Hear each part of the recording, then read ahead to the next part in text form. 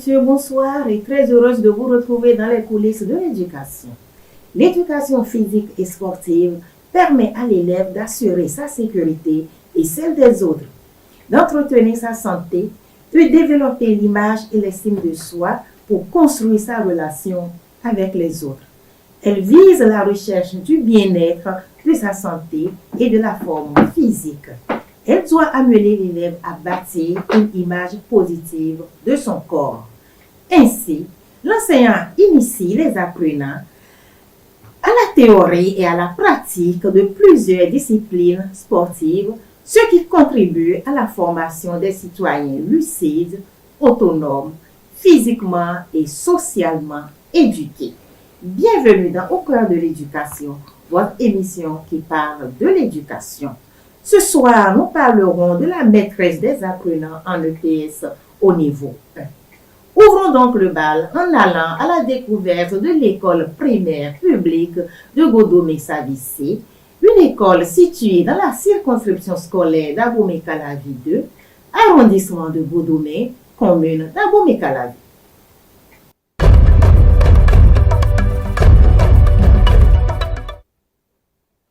Au Bénin, au cœur de l'arrondissement de Godomé dans la commune d'Abomey-Calavi du département de l'Atlantique, l'école primaire publique Savi se fait voir au bord de la route menant du carrefour Ouedonou au collège d'enseignement général CEG Godomé. C'est un complexe de 3 groupes A, B et C. Les enfants viennent le matin, rentrent à midi et reviennent à 15h pour 17h. Les enseignants sont nombreux et ce sont des enseignants compétents, dévoués à la tâche où l'école donne chaque fois de bons rendements chaque fin de l'année.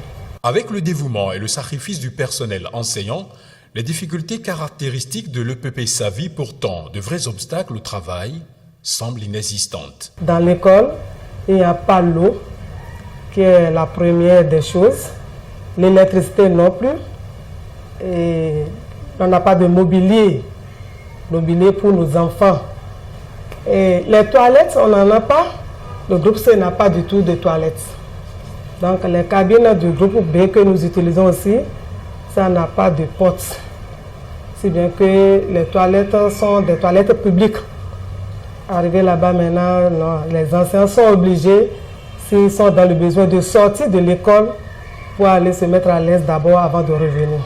Les gens passent aux heures libres et aux heures de cours et perturbent la classe. Et quand on les interroge pour demander là où vous allez, dire que c'est leur école, qu'est-ce qui nous concerne dedans. Terrain de sport, on n'en a pas, donc on a seulement le grimper. Donc avec les équipements du terrain de sport. Donc les bureaux aussi, avec leurs fenêtres et portes, il n'y a pas de grillage. À moins tu laisses ça pour aller dans la classe par exemple, revenir. Bon, les gens ne prennent pas les fenêtres, rentrent dedans. Donc il y a cas de vol aussi dans l'école, donc l'école est trop exposée. À l'école primaire publique Savi, le couple instruction-éducation est un réel défi pour des enseignants ayant le cœur à la tâche. Ils sont toujours en retard avec leurs habits déchirés, tout ça là, crottés. Et quand on demande aux parents, bon, je suis seule avec l'enfant, donc je ne gère que les enfants moi seule. Si les parents peuvent nous aider avec le suivi à la maison, les enfants n'apprennent pas les leçons. Le contexte spécial au complexe scolaire public de Savi révèle la nécessité de responsabilité au-delà de l'ordinaire. Comment faire pour être responsable de demain? Donc nous sommes là pour le suivi des enfants et intellectuellement. Voilà notre rôle. On joue aussi le rôle de l'éducateur. Parce que l'enfant qui quitte la maison très tôt le matin et vient, tu es papa, tu es maman, tu es tout pour l'enfant en ce moment-là. Si les autorités peuvent nous aider pour qu'on puisse avoir au moins l'eau, l'électricité, les toilettes, terrain de sport, si on peut nous aider dans ce sens, ce serait bon. L'école primaire publique de Savi est l'une des plusieurs centaines que compte le Bénin et des dizaines de la plus grande commune du pays. Et c'est justement dans cette école primaire publique de Godomé-Savissé que nous irons suivre une séquence de classe au cours d'initiation pour voir comment on peut maîtriser les apprenants au cours d'une leçon de PS. Séquence de classe animée par Madame Marie-Jolie Padono.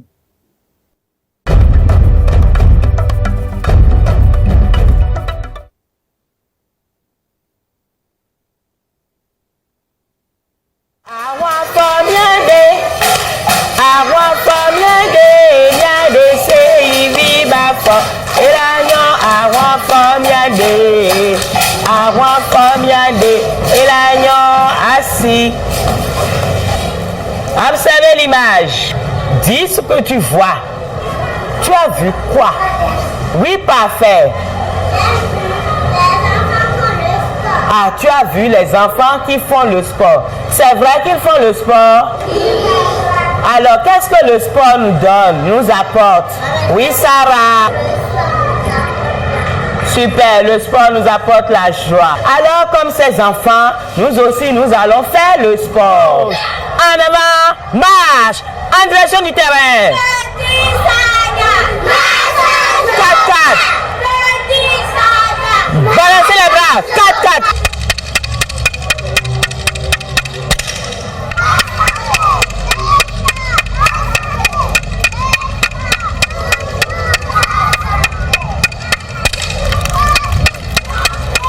Petit foulet, talon, fesses.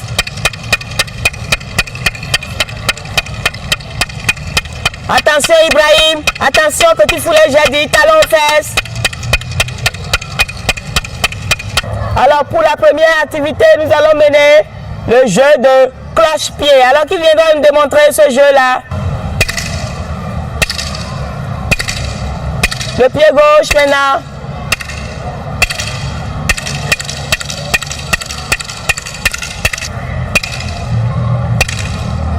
Zoubera, j'ai dit le pied droit. Ibrahim, le pied droit. Ibrahim, le pied droit. Elias, le pied droit.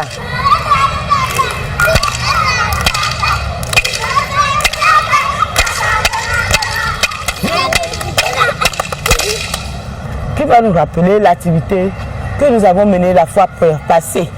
Oui, Amel. Le cloche-pied, ou bien le cloche-pied, non? Alors, qui viendra nous démontrer comment nous allons faire le cloche-pied?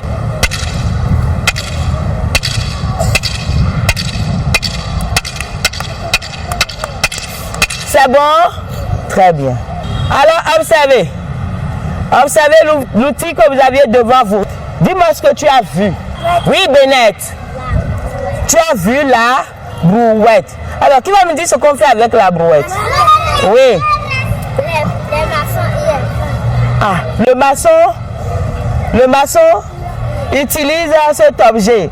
Alors, aujourd'hui, tu vas faire le jeu de brouette sur la natte. Dis-moi ce que tu vas faire. Oui, Gaël, dis-moi ce que tu vas faire. Aujourd'hui, je vais apprendre le jeu de brouette sur la natte. Eh bien. Alors, maintenant, observez. Alors, dis-moi ce que tu vois. Tu as vu quoi? Oui, Joseph.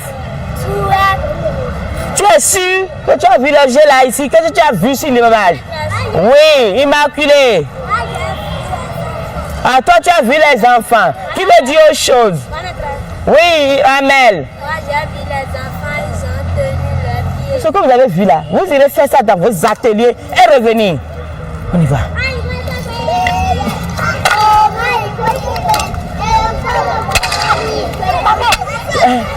Faites. Faites ce que vous voulez d'abord. Là, allez, attention. Il faut bien redresser la natte.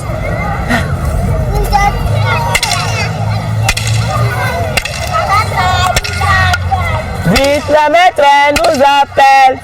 La maîtresse. Chantez.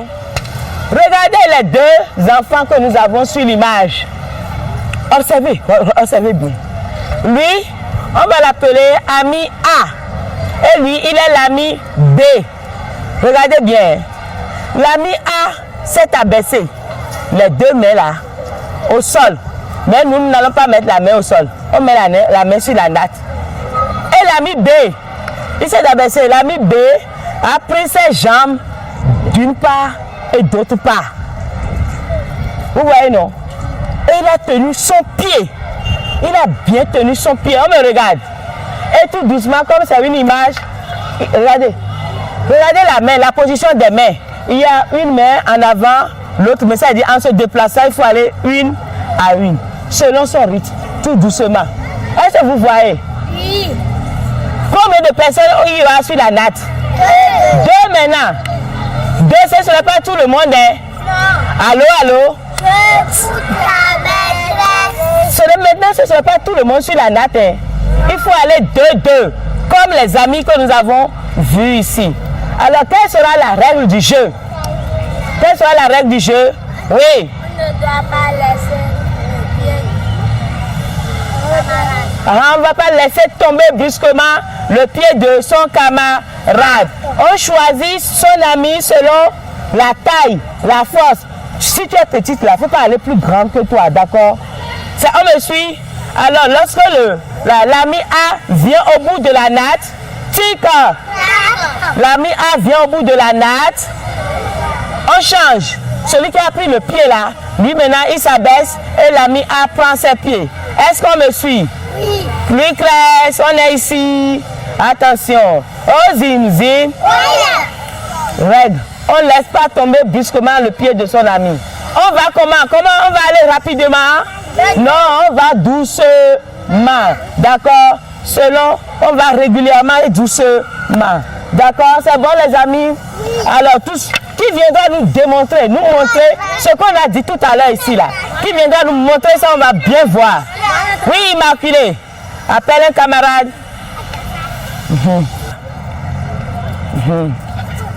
On suit.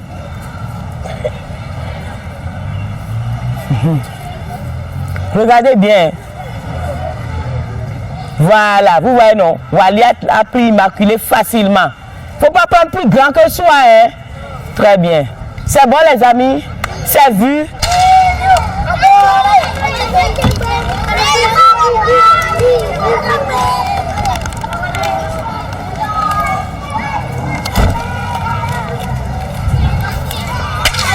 Allez-y.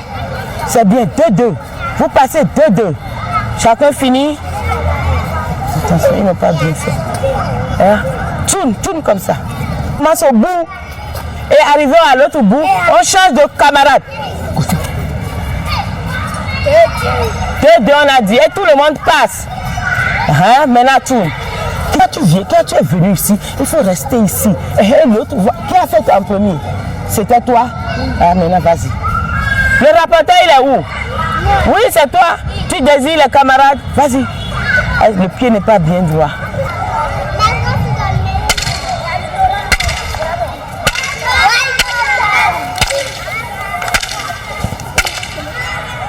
Chantez. Laisse la natte.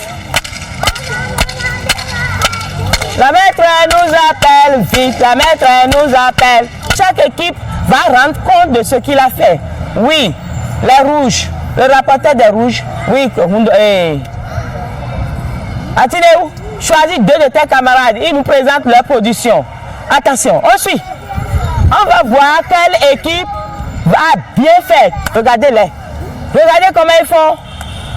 Vous voyez?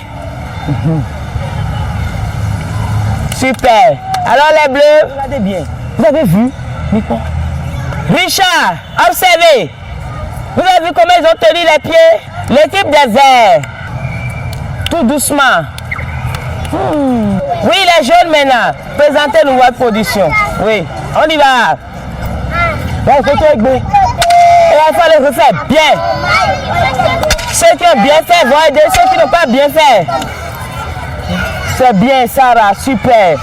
Voilà, c'est bien. Il faut tenir Sarah maintenant. Dis ce que tu as appris.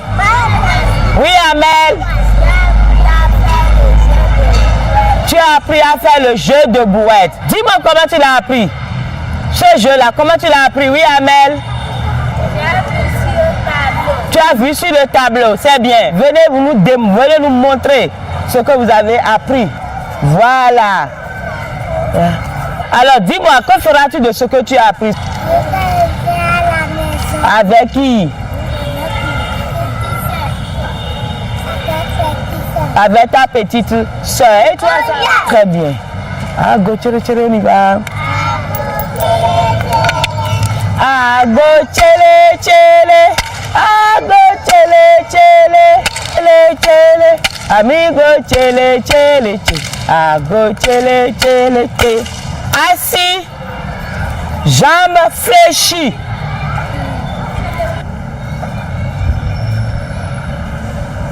Cocorico.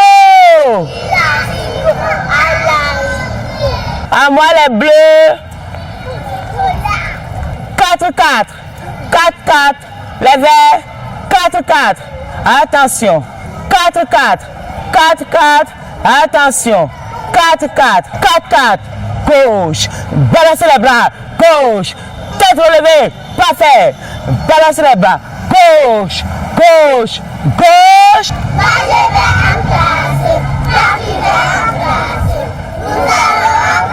On regarde devant soi.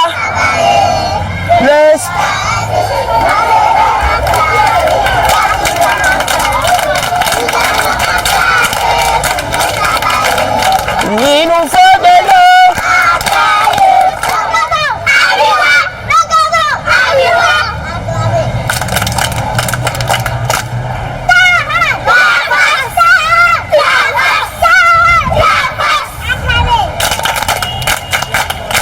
Opération bandeau. Opération bandeau.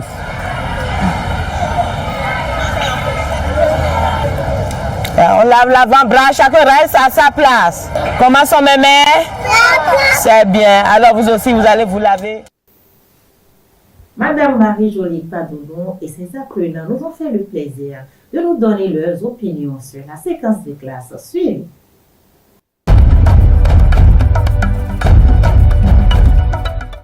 On vient le sport avec la maîtresse. J'ai bien aimé le sport. J'ai fait le sport avec la maîtresse et les amis. Je suis content. Nous venons de dérouler une séquence de l'EPS, éducation physique et sportive, qui a pour titre le jeu de brouette, où l'enfant apprend à mener quelques activités d'équilibre. Je pense que la séquence de classe que je viens de dérouler est bien, à mon avis. Les enfants ont pris, un peu comme le vocabulaire aussi est intervenu, les enfants ont appris d'autres mots, un mot nouveau, la brouette. Ils ont su que c'est le maçon qui l'utilise, ce qu'on peut y mettre. Donc c'est une activité qui permet à l'enfant, surtout cette séquence permet à l'enfant d'apprendre quelques mouvements simples d'équilibre, à vivre en fraternité, à faire un travail ensemble. Donc c'est une activité qui développe aussi leur organisme, la compétition. L'enfant échoue, il reprend. À l'école primaire, ce n'est pas la course à la vitesse dans les activités à dérouler, mais plutôt de l'endurance. Persévérer dans ce qu'on fait et y trouver la force d'y arriver. Alors je ne peux que nous souhaiter beaucoup de courage.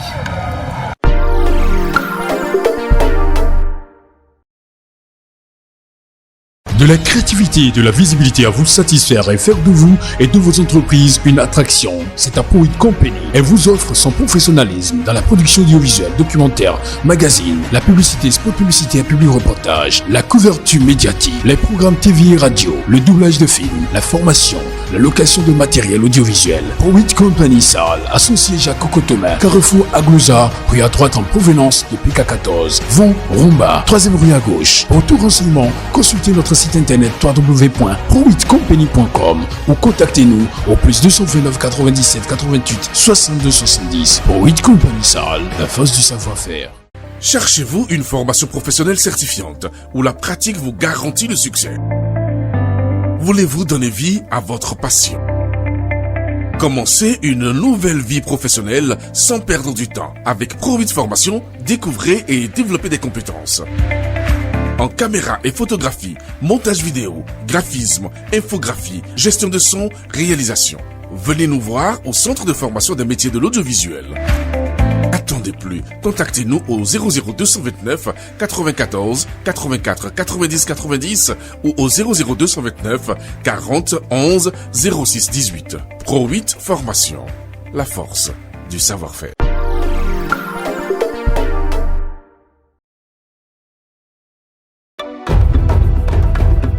Enseignants, Passionné de la perfection et de l'auto-évaluation, expert et responsable à divers niveaux du système éducatif, partenaire, œuvrant pour le rayonnement du système éducatif au Bénin, une interface vous donne désormais le top tous les mercredis à 18h sur Eden TV.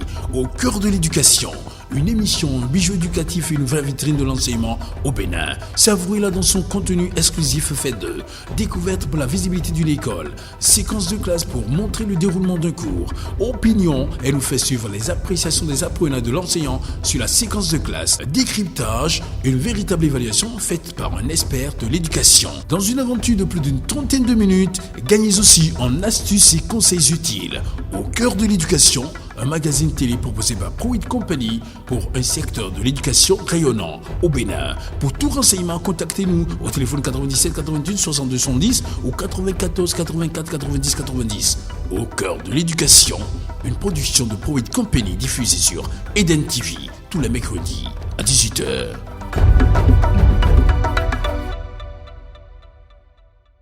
Revenons sur ce plateau pour décrypter en compagnie de notre invité du jour, M. Émile Wanou, la séquence des classes.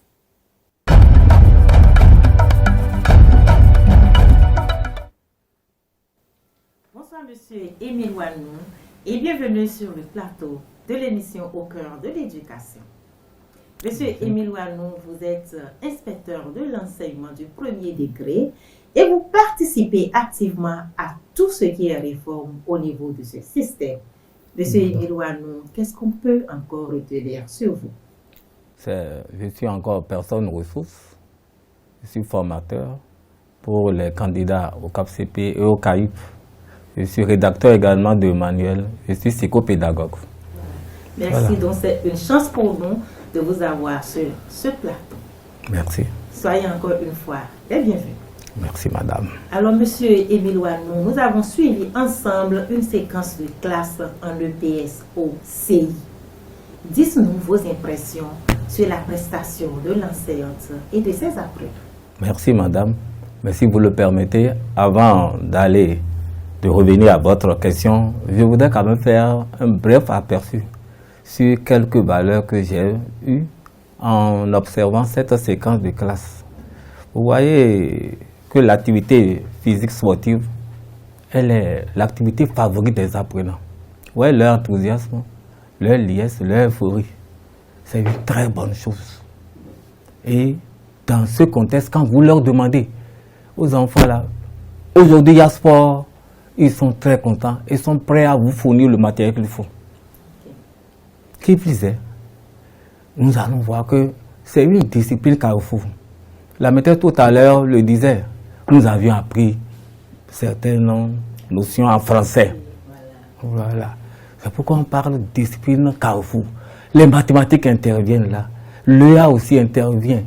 L'éducation physique intervient également parce que les notions qu'on apprend aux enfants en morale, en civisme, trouvent leur terrain sur le terrain de sport, leur application sur le terrain de sport. Voilà. Mais l'appréciation, pour bien apprécier cette prestation, il faut d'abord qu'on se réfère un peu aux compétences. Et la compétence dans ce domaine, on peut dire que c'est agir ou interagir dans différents contextes de pratique d'activité physique ou sportive. Et pour en arriver là et bien voir la prestation de la maîtresse, elle s'est bien défendue. Nous allons voir les critères. Et le premier critère, c'est l'adéquation de la production avec la tâche. Nous avions vu tout à l'heure avec ces enfants qu'ils ont fait rien que jeu de brouette. C'est bien. Donc, ils n'ont pas fait autre chose. Cette première compétence-là est bien respectée. Mais quand on passe maintenant au deuxième critère, qui est plus exigeant, on parle ici là de l'exécution correcte de l'activité. Ici, il y a quelques insuffisances qu'on peut améliorer au niveau de l'application de jeux de brouette. Bon, alors, l'un mis dans l'autre, on s'aperçoit aisément que la prestation de l'enseignante est satisfaisante. Mais si vous le permettez également, alors on peut quand même faire des suggestions. Des suggestions pour pouvoir bien améliorer, pouvoir accompagner cette enseignante et même les jeunes qui aiment faire le sport pour que cela fasse des émules. Alors, ma première observation ira directement vers la pratique. Au niveau de la phase concrète de la réalisation, les enfants sont nombreux.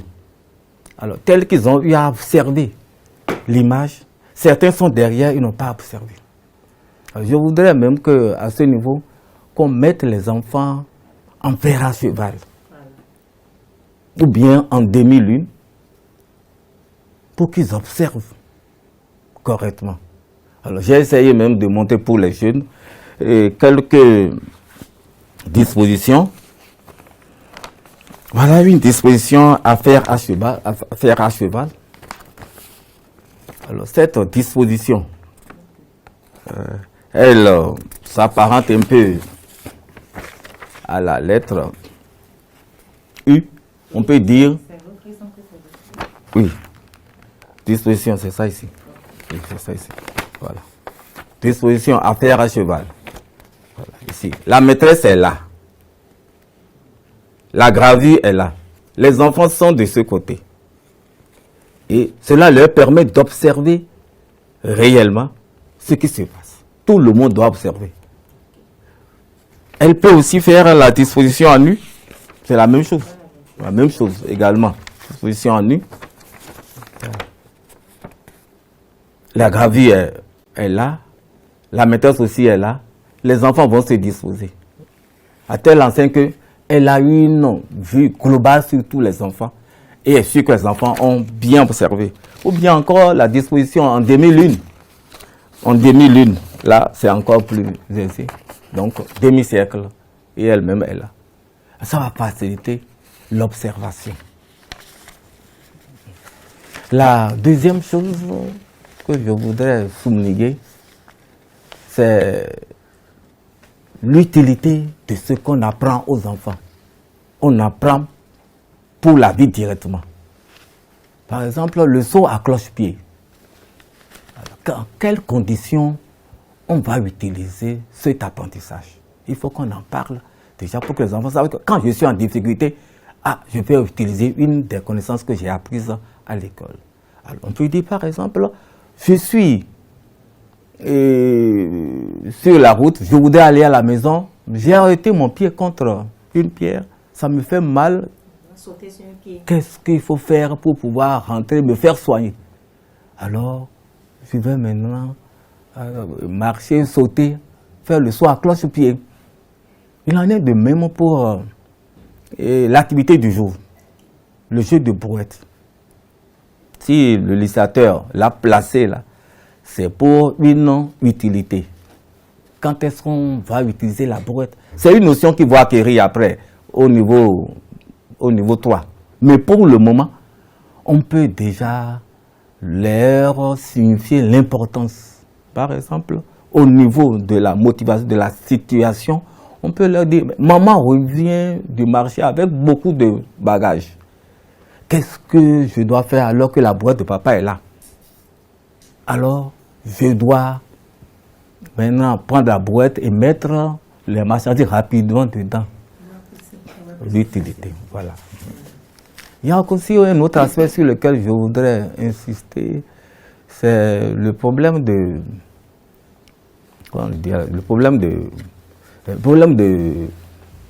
dosage. Le dosage. Alors, les enfants au niveau 1, on les répartit par taille. Les plus petits, les moyens, les grands et les plus grands. Surtout qu'elle a un effectif qui n'est pas petit, elle peut stratifier les enfants de cette manière-là. Attends, encore sur le terrain, les petits ne peuvent pas fournir le même travail que les grands. Alors, au cours de l'activité, les petits vont d'abord cesser. Ensuite, c'est le tour des moyens, des grands, et ainsi de suite. Voilà. Bon, mais l'activité elle-même, comme ce n'est pas une activité salissante, s'il y avait assez de nattes, tout le monde va faire l'activité. Mais comme ce n'est pas une activité qui n'est pas trop salissante, les enfants peuvent le faire à même le sol pour voir si réellement tout le monde a su exécuter correctement cette activité. Okay, donc cette activité ne nécessitait pas nécessairement, oui, non, natte. Voilà. Surtout qu'il y a même tout à l'heure l'ablution, vous lavez la main, donc on peut quand même suggérer. Donc c'est des suggestions pour l'accompagner dans cette activité. Je pense qu'elle va en tenir compte et je pense que tous les enseignants ont tenu compte de ces conseils que vous venez de donner. Et c'est peut-être d'ailleurs même le bien fondé de cette émission. Alors, par rapport à tout ce que vous avez eu à dire, nous avons constaté, nous constatons d'emblée qu'il y a une organisation spatiale et une organisation de la classe. Au cours de l'EPS, l'enseignant organise, il y a une organisation de l'espace qu'on remarque et une organisation même de la classe. Alors, nous sommes ici au niveau 1. Quelle organisation de l'espace? Comment est-ce que l'espace s'organise en EPS au niveau 1? Merci, madame. Le sport, tel que c'est conçu, c'est le sport facile. Et l'organisation aussi est facile, contrairement à libertisme. Alors, sur l'organisation de l'espace, si l'école dispose d'un grand terrain, on peut avoir un terrain de 40 mètres sur 40, à l'intérieur duquel on va installer 4 petits terrains, toujours carrés, de 17 mètres de côté, séparés par des allées transversales, des allées perpendiculaires. Donc, chaque groupe aura son atelier. Et sur cet espace, les coins du grand carré auront des fanions pour enjoliver. Parce que le terrain, le sport, le PS, là, c'est le beau, l'esthétique. Mes excuses, les fanions. Voilà, c'est de petits drapeaux accrochés à un bâton qu'on accroche aux 4 coins du terrain pour le baliser. Voilà. À l'intérieur maintenant des petits carrés, on a des plots. Et ces plots, c'est des bidons aux couleurs de chaque groupe. Voilà. Et on va prendre ces bidons-là pour baliser encore le terrain. Et ça fait vraiment une belle harmonie. Donc les enfants verts, qui ont la couleur, qui ont les bandeaux verts, vont évoluer sur le terrain vert. Chacun a son repère pour évoluer. Maintenant, au niveau de la classe, alors les enfants sont répartis, comme j'ai eu à le dire en filigrane tout à l'heure, par taille. Les petits, d'abord tout petits, ils vont faire leur rang. Les moyens, les grands et puis les plus grands. Et chaque couleur, chaque groupe a sa couleur.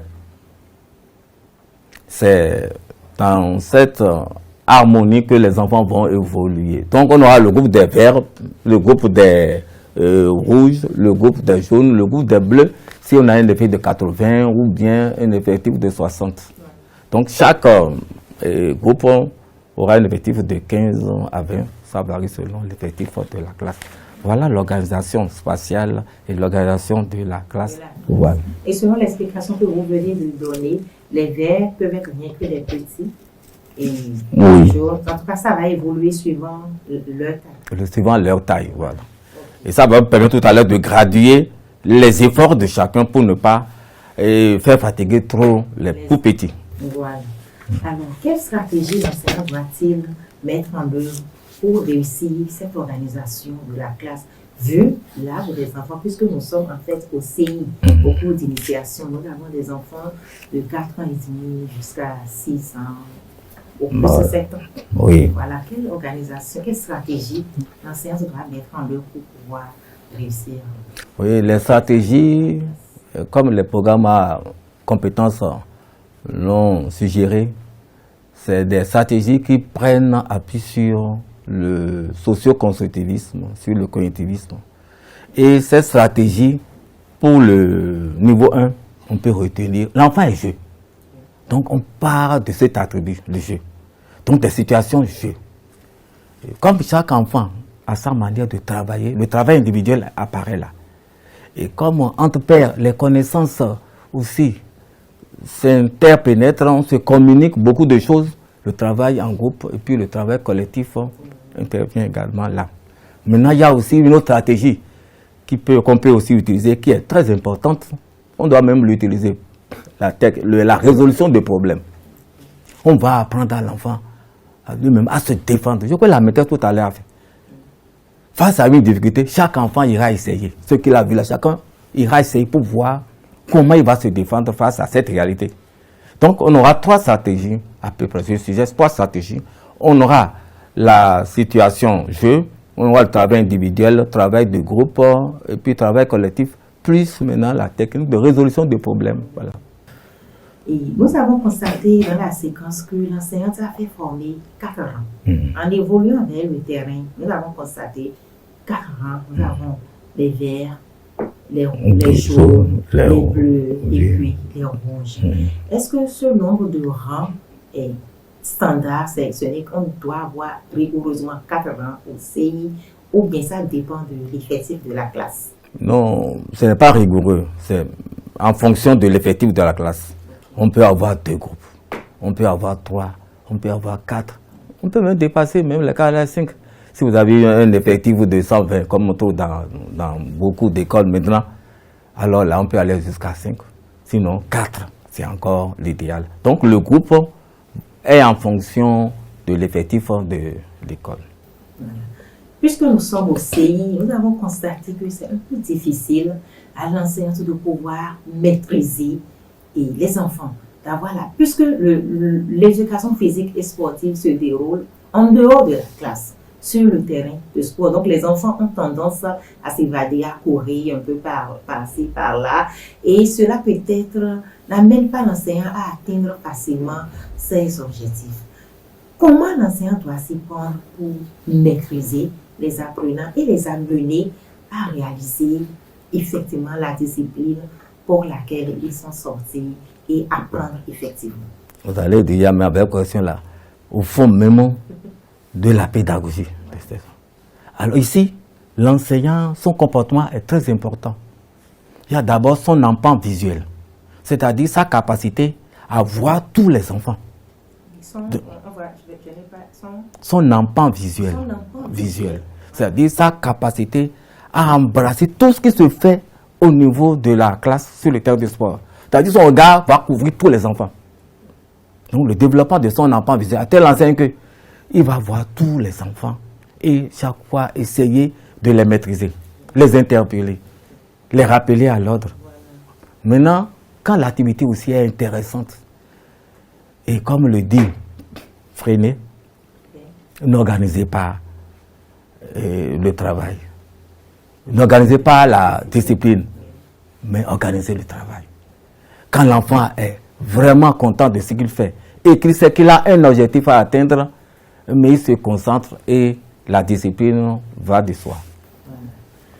Oui, nous sommes en éducation physique et sportive, nous sommes sur le terrain de sport, mais nous avons quand même constaté que l'enseignant a suivi une démarche bien précise. Est-ce possible d'aider les enseignants qui nous suivent à avoir une idée claire de cette démarche, en leur reprenant un peu la démarche et de l'EPS aussi au niveau 1? Oui, madame, vous voyez bien, vous allez voir que c'est une démarche, mais à l'intérieur, c'est 3 démarches qui se combinent. Voilà. Il y a d'abord la démarche d'enseignement, apprentissage, évaluation, qui est commune à tous les champs de formation. Et je pense que pour rafraîchir la mémoire des enseignants, dans cette démarche d'enseignement, apprentissage et évaluation, nous avons l'introduction, la réalisation et le module de projection simplement. Merci madame, merci madame. Maintenant, il y a la démarche disciplinaire. Chaque discipline a sa démarche spécifique. L'EPS a sa démarche spécifique, la grammaire, les mathématiques. Et l'enseignant doit connaître cette démarche-là. La 3e démarche, c'est la démarche pédagogique, qui utilise les stratégies, la psychologie, la didactique, l'évaluation. Maintenant, les 3 démarches-là s'imbriquent les unes dans les autres pour former une bonne séquence de classe. Voilà. La grande démarche. Maintenant, à travers cette démarche, il y a des étapes qu'on peut-être, tout à l'heure, on va maintenant les découvrir. quels sont, voilà, il y a une grande démarche, mais vous avez parlé d'une démarche disciplinaire qui est spécifique à l'éducation physique et sportive. Oui. Si nous laissons, nous n'allons pas laisser, on sait que c'est un tout. Les 3 démarches font un tout. Mais si, comme nous sommes en EPS, ce qui est spécifique à l'EPS, est-ce qu'on peut avoir quelques étapes de ce qui est spécifique à l'EPS? On peut avoir cela. Alors, pour l'EPS, si on fait une synthèse, on va voir qu'il y a 6 grandes étapes. Okay. 6 grandes étapes. Et on avait observé tout à l'heure cela au cours de la séquence de classe. Okay. Il y a d'abord les préliminaires. Les préliminaires qui vont regrouper 3 éléments. On aura la prise en main, c'est-à-dire l'enseignant prend l'enfant depuis la classe, conduit les enfants vers le terrain de sport et ils vont marcher. Après cela, il y a maintenant la mise en train. On ne peut pas jeter les enfants sur l'activité au risque de connaître des claquages, des muscles, des problèmes de douleur après. Donc il faut préparer le corps. Et la prise, la mise en train est là pour pouvoir aider les enfants à bien préparer le corps, à bien dérouiller leurs muscles, leurs articulations. Après cela, la 3e étape, disons même la 3e étape, on aura maintenant le rappel. On l'a vu tout à l'heure. La mise en train et maintenant le rappel dans les préliminaires. Voilà, merci. Donc, chers téléspectateurs, dans les préliminaires au niveau de l'EPS, nous avons la prise en main, nous avons la mise en train et puis nous avons le rappel. Voilà. Maintenant, la 2e étape, nous aurons l'introduction. Et l'introduction peut comporter encore 3 petites étapes. On aura la mise en situation et prise en compte des acquis antérieurs. Nous aurons maintenant l'annonce de la leçon du jour et maintenant la préconception, c'est-à-dire ce que l'enfant lui-même sait de ce qu'on veut lui apprendre. On va rentrer maintenant dans la 3e étape. Et la 3e étape, là, c'est la réalisation. Et c'est là où la construction du savoir s'opère. Alors ici, maintenant, on a vu tout à l'heure, la maîtresse a présenté une gravure. Ou bien elle peut rappeler une situation de vie courante que les enfants connaissent. Et chacun ira s'exercer à sa manière. Parce que c'est chacun qui apprend. Chacun a son style d'apprentissage. Et là, chaque enfant, chaque groupe ira dans son atelier pour aller, par tâtonnement expérimental, s'exercer. Elle a fait cela. Et après, maintenant, demander aux enfants de revenir. Et chacun va dire ses difficultés. Elle va corriger les difficultés, les relancer pour aller de nouveau se corriger. Elle a fait cela de façon successive jusqu'à la fin. Et là, la réalisation finit, la 3e étape finit là. On va rentrer maintenant dans la 4e étape. Et à cette 4e étape-là, c'est le retour et projection. Alors, dans le retour et projection, on va avoir l'objectivation. C'est-à-dire comment chacun a appris sa manière d'apprendre. On appelle ça la métacognition. Okay. Chacun réfléchit sur la manière avec laquelle il a abordé l'activité. Et avec l'aide de la maîtresse, on va essayer maintenant de corriger pour donner le bon comportement. C'est l'objectif de l'objectivation. C'est l'objectif. Si je comprends bien, il ne suffit pas de faire exécuter l'activité, mais il faut amener l'enfant à comprendre ce qu'il a fait. Oui. Et en même temps, comment il s'y est pris pour pouvoir réussir cette activité. Bon, si la manière avec laquelle il s'est défendu n'est pas la bonne, la maîtresse peut l'aider à bien se corriger. Puis il va voir maintenant le mode d'action qu'il a choisi pour voir si ce mode d'action correspond réellement à la bonne attitude pour exécuter cette activité-là. Maintenant, il y a encore des sous-étapes là au niveau de retour et projection. Alors là, c'est l'évaluation.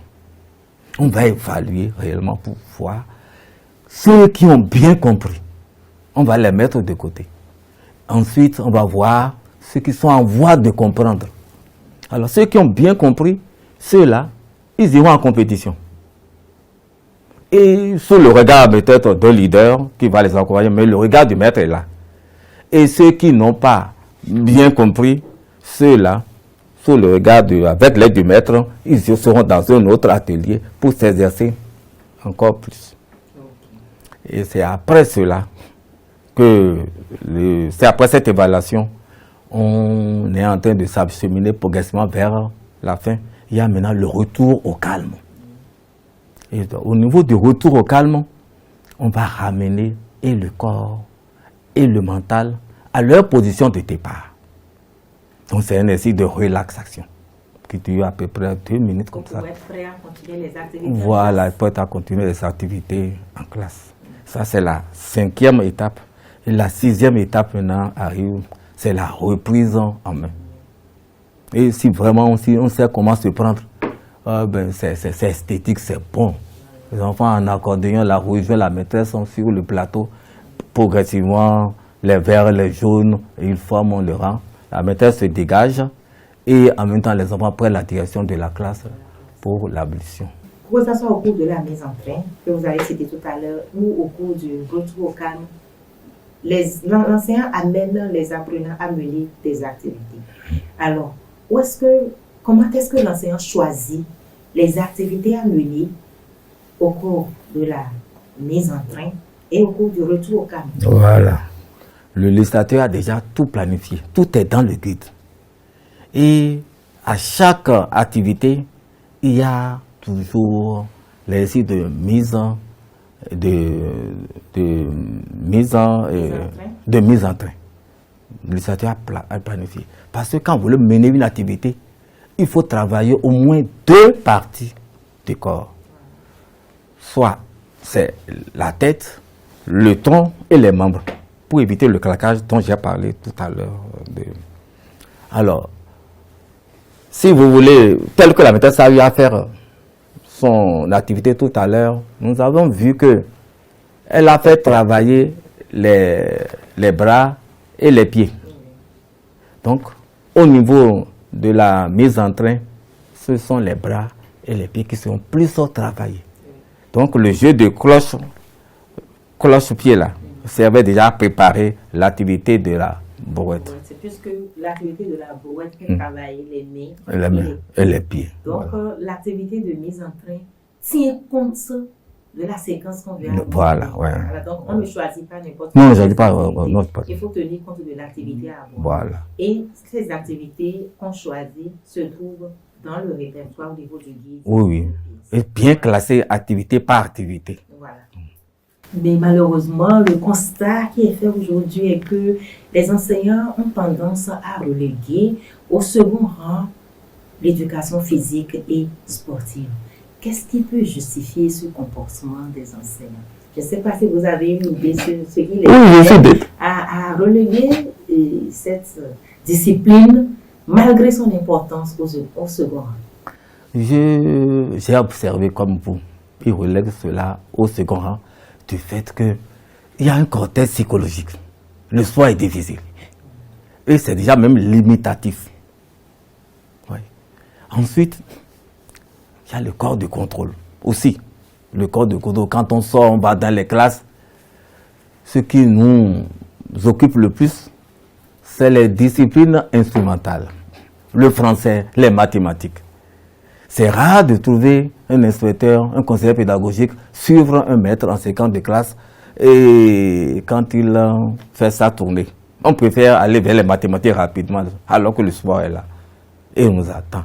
C'est sur le sport que va prendre appui la mathématique, le français. On néglige cela. Donc, M. Émile Oualmou invite le corps d'encadrement à plus porter son attention sur le PS les fois à venir. Oui, c'est ça. C'est ça, surtout.